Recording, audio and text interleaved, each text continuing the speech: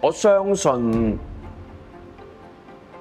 每一個教會都係盡緊自己最大嘅能力嘅，可能會有一啲目光去論斷評定點樣啊？呢個教會應該點，嗰個教會應該點，咁樣好啦，咁樣唔好啦。可能有好多呢一種嘅狀態喺度。咁但係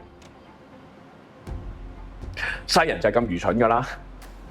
我哋永遠都係活喺呢一個咁樣嘅 pattern 上邊㗎。咁只係我哋要知道確立嘅我哋嘅信念係啲乜嘢，然之後持之以恆去做，或者持之以恆去修整啫嘛。真係要不停咁持之以恆地去嘗試確立完，又再打沉，然之後又再揾另外一個新嘅意思，或者另外一種嘅 executions。大家好，我係朱康。Oneness Conference 咧喺10月29號咧就會舉辦啊，咁啊希望喺度呼籲啦，即係各位教會嘅弟兄姊妹、執事、事工、pastor， 你哋希望可以一齊出席，咁啊作一個交流啦。咁啊，因為喺呢個時間我都知道話，可能教會同教會喺香港要建立、要維持，其實都有一個難度喺度。